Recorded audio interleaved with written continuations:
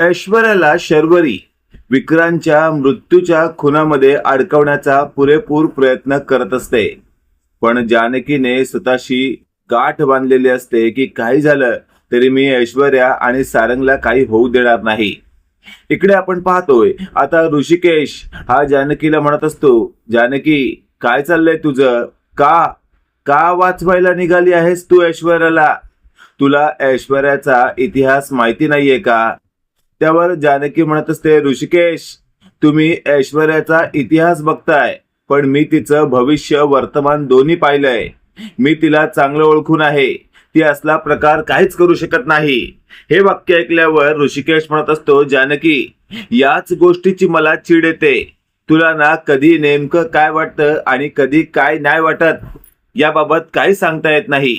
त्यावर मात्र आता ऋषिकेशला जानकी म्हणत असते, काही असलं ना तरी तुम्ही बहिणीच्या बाजूनेच राहा. तुम्हाला तुमची बहीण अगदी योग्य वाटते, पण कधी हा विचार केलात का खरंच शर्वरी वंश खरं बोलतायत का? त्यावर ऋषिकेश म्हणत असतो, जानकी माझ्या बहिणीला खोटं ठरवायचं नाही या, मी आधीच सांगतो. त्यावर जानकी म्हणत असते, ठीक आहे ऋषिकेश, ठीक आहे. आज शर्वरी वंश जसं म्हणतायत तसं तुम्ही नाचताय, पण लक्षात ठेवा याच शर्वरी वंशांनी एक दिवस तुम्हाला टाकलं होतं. भर घरात तुम्हाला असं म्हटलं होतं की हा ऋषिकेश दादा खरं तर या घरचा नाहीये, या घराशी त्याचा काडीचाही संबंध नाहीये. आठवलं का? त्यावेळेला ऋषिकेशला मागचं सगळं आठवतं, कसं शर्वरीने चार चौघात ऋषिकेशचा अपमान केलेला असतो. मग ऋषिकेश तो सगळा अपमान गिळतो आणि स्वतःशी बोलत असतो, काही हरकत नाही, शर्वरी माझ्यापेक्षा लहान आहे, तिला हे सगळं बोलण्याचा अधिकार आहे. आणि असं सगळं म्हणत आता ऋषिकेश तिथून चालता होत असतो. त्यावेळेला जानकी म्हणत असते, काय झालंय? तुम्हाला सगळं आठवलं तरी तुम्ही माझ्याकडे दुर्लक्ष करत थेट चालत जात आहात. त्यावेळेला ऋषिकेश म्हणत असतो, हो, कारण ती लहान आहे आणि ती चुकीचं काहीच बोलली नव्हती. मी कुठे या घरचा होतो आणि तिने मला स्वीकारलंय. आज तिच्याच या स्वीकारण्याची परतफेड करायची आहे मला. हे वाक्य ऐकल्यावर जानकी म्हणत असते, ऋषिकेश परतफेड करा ना, पण अशा पद्धतीने नाही. तिने केलेल्या चुकीची शिक्षा तिला झालीच पाहिजे. त्यावेळेला ऋषिकेश म्हणत असतो, जानकी काय चाललंय तुझं? तिने कोणती अशी शिक्षा केली आहे? तू उगाचच काही बोलू नको. त्यावेळेला ऋषिकेशला जानकी म्हणत असते, ठीक आहे, हरकत नाही. तुम्ही शर्वरीच्या बाजूने काही ऐकून घेणार नाही हे मला चांगलं माहिती आहे, तरी सुद्धा मी तुमच्या समोर डोकं फोडायला आले आहे. त्यावेळेला ऋषिकेश म्हणत असतो, जा ना, मग जा, कशाला थांबलीस तू? तू त्या ऐश्वर्या आणि सारंगला वाचवण्याचा प्रयत्न कर, मी त्या दोघांना अडकवण्याचा प्रयत्न करतो. हे वाक्य ऐकल्यावर जानकी म्हणत असते, बघूया ना कोण जिंकतंय ते. मी तर शर्वरी वंशांना बाहेर राहू देणारच नाही, त्यांना त्यांच्या केल्याची शिक्षा करून देणारच आहे. असं म्हणून आता जानकी तिथून आपल्या बेडरूमच्या दिशेने जात असते. ऋषिकेशचं डोकं फिरलेलं असतं. ऋषिकेश म्हणत असतो, जानकी एक गोष्ट लक्षात ठेव, तू आधीच माझं खूप डोकं फिरवलंयस, पण यापुढे येऊन जर मला शर्वरीच्या विरोधात काही बोलण्याचा प्रयत्न केलास ना, मी त्या क्षणाला तुझं काही ऐकून घेणार नाही. असं म्हणून ऋषिकेशने जानकीला फटकारलेलं असतं. इकडे आपण पाहतोय आता शर्वरीने जानकी आणि ऋषिकेशचं सगळं काही म्हणणं ऐकलेलं असतं आणि ती कोपऱ्यात उभं राहून म्हणत असते, वा दादा वा, खरंच मानलं तुला, तू तर या जानकीला चांगलं हलवून टाकलं आहेस. अशातच आपण पाहतोय आता शर्वरीने राहुलला फोन केलेला असतो आणि शर्वरी म्हणत असते, राहुल तुला आता कोणतीच आणि कशाचीच काळजी करायची गरज नाहीये. त्यावर राहुल म्हणत असतो, म्हणजे म्हणायचंय काय तुला शर्वरी? त्यावेळेला शर्वरी म्हणत असते, कारण माझा दादा ऋषिकेश हा माझ्या बाजूने एकदम खंबीर उभा आहे. तो माझ्या विरोधात एकही शब्द ऐकून घ्यायला तयार नाहीये. तो त्याच्या बायकोला फाट्यावर मारतोय. हे सगळं ऐकल्यावर आता राहुल म्हणत असतो, शर्वरी हे जरी सगळं असलं ना तरी आपल्याला सांभाळून राहायला हवं. त्यावेळेला शर्वरी म्हणत असते, परत राहुल तुझं सुरू झालं. अरे मी काय सांगते त्याच्यावर तू लक्ष देतच नाहीयेस, तू फक्त घाबरतोयस. अरे असा घाबरून राहशील ना तर कसा तू शेर बनशील? हे वाक्य ऐकल्यावर आता राहुलला थेट टेन्शन आलेलं असतं आणि तो म्हणत असतो ठीक आहे, हरकत नाही, चल. इकडे आपण पाहतोय आता जानकीने फायनली स्वतःशी ठरवलेलं असतं की आता मास्टर गेम खेळलाच पाहिजे. इकडे आपण पाहतोय आता शर्वरी ऋषिकेशचे कान भरत असते. दादा, मी काय सांगते ते नीट ऐक. आपल्याला जर या केस मधून सही सलामत सुटायचं असेल ना, तर आपल्याला ऐश्वर्या हिला चांगलंच लटकवलं पाहिजे. त्यावेळेला ऋषिकेश म्हणत असतो, शर्वरी काळजी करू नकोस तू. ती ऐश्वर्या आता पोलिसांच्या ताब्यात आहे, ती आता काहीच करू शकत नाही. त्यावेळेला शर्वरी म्हणत असते, दादा अरे तू त्या ऐश्वर्याला हलक्यात घेऊ नकोस. त्या ऐश्वर्याचे धागेदोरे कुठपर्यंत आहेत माहिती नाही का तुला? त्यावेळेला ऋषिकेश म्हणत असतो, माहितीये. शर्वरी म्हणत असते, आणि तिला साथ देणारी तुझीच बायको, तिलाही आपण हलक्यात घेऊन चालणार नाहीये. त्यावेळेला ऋषिकेश म्हणत असतो, ओके. तेवढ्यात आपण पाहतोय आता जानकीने दमदार अशी एंट्री मारलेली असते. जानकी म्हणत असते, शर्वरी वंश, झाले का तुमच्या भावाचे कान भरून झाले?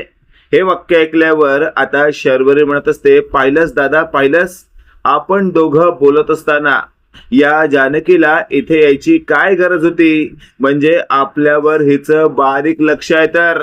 त्यावेळेला जानकी म्हणत असते, हो आहे ना, माझं तुमच्या दोघांवर बारीक लक्ष आहे. हे वाक्य ऐकल्यावर शर्वरी म्हणत असते, बघ दादा, मी तुला म्हणाले होते ना, ही शांत बसणार नाही. ही त्या ऐश्वर्याला सोडवण्यासाठी काही ना काही गेम खेळणारच. आता सुद्धा हिच्या मनात काहीतरी वेगळं सुरू असणार आहे. त्यावेळेला जानकी म्हणत असते, शर्वरी वंश, बस झालं. आता मी तुम्हा दोघांसमोर असं काही आणणार आहे ना, ज्यानंतर तुम्हा दोघांच्या पायाखालची जमीन तर सरकणारच आहे. पण ऋषिकेश, तुम्ही तुमच्या हाताने या शर्वरीचं थोबाड फोडणार आहात आणि हिला चांगलंच खाली लोळवून तुडून काढणार आहात.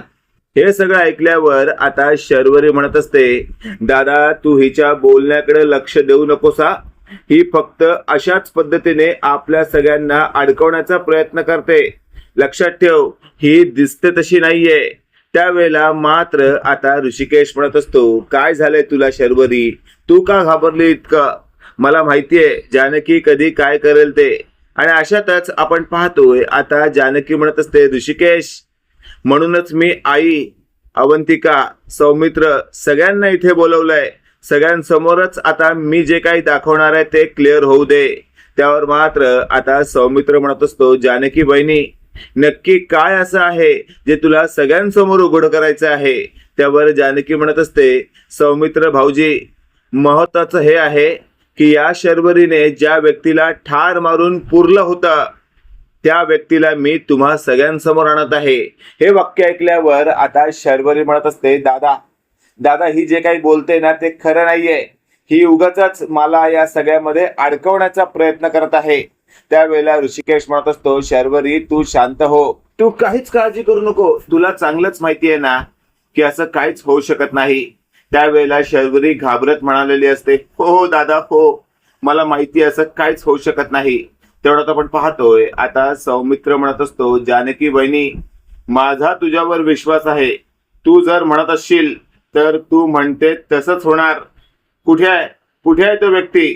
त्यावर लगेचच आता सौमित्रला जानकीने म्हटलेलं असतं, सौमित्र भाऊजी, या दरवाजाच्या मागे. आणि लगेचच आपण पाहतोय आता जानकीने आवाज दिलेला असतो, विक्रांत भाऊजी बाहेर या. हे वाक्य ऐकल्यावर सगळेच एकदम त्या दरवाजाकडे पाहत असतात. आणि मग विक्रांतची झालेली एंट्री पाहून सगळेच हादरलेले असतात. आणि अशातच आता शर्वरी डोळे वटारून विक्रांतकडे पाहत असते. सगळ्यांसमोर आलेला विक्रांत सगळ्यांनाच खूप अविश्वसनीय वाटत असतं. आणि अशातच आता जानकी म्हणत असते, विक्रांत भाऊजी, तुम्हाला कोणालाही घाबरायची गरज नाहीये, या शर्वरीला तर अजिबातच नाही. आणि अशातच आता ऋषिकेश म्हणत असतो, जानकी, काय चाललंय हे सगळं? तुला चांगलंच माहिती आहे ना विक्रांत आता या जगात नाहीये. त्यावेळेला जानकी म्हणत असते, अहो असं काय करताय ऋषिकेश?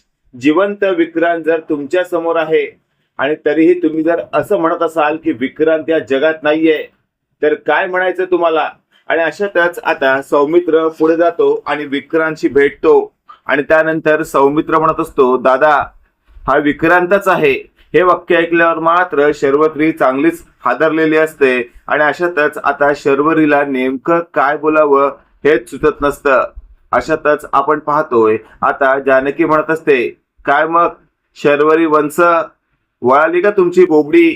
त्यावर मात्र शर्वरीला नेमकं काय बोलावं सुचत नसतं आणि तेवढ्यात आपण पाहतोय जानकी शर्वरीच्या जवळ जाते, शर्वरीचा हात धरते आणि म्हणत असते, काय शर्वरी वंश, लांब का पळताय तुम्ही? या ना या, तुम्ही तुमच्या विक्रांतला भेटू शकता. हे वाक्य ऐकल्यावर शर्वरी म्हणत असते, नाही नाही, हा विक्रांत नाहीये. त्यावर लगेचच आता जानकी म्हणत असते, शर्वरी वंश, असं काय करताय? तुम्ही ज्या विक्रांतला मारून पुरण्याचा प्रयत्न केला होता ना, तो विक्रांत पूर्णपणे मेला नव्हता. आम्ही योग्य वेळी सारंग, ऐश्वर्या आणि मी तिथे पोहोचलो आणि पुन्हा खड्डा केला तर आम्ही तिथून जिवंत विक्रांतला बाहेर काढलं. हे सगळं ऐकल्यावर मात्र आता शर्वरीला स्वतःच्या केलेल्यावर पश्चाताप झालेला असतो आणि शर्वरी स्वतःशी बोलत असते, म्हणजे मी जे काही केलं ते अर्धवट केलं. नेमके हे तिघं पोहोचले, या तिघांनी या विक्रांतला बाहेर काढलं. आता तर हा विक्रांत जगासमोर ओरडून सांगेल की मीच याला पुरलं होतं म्हणून.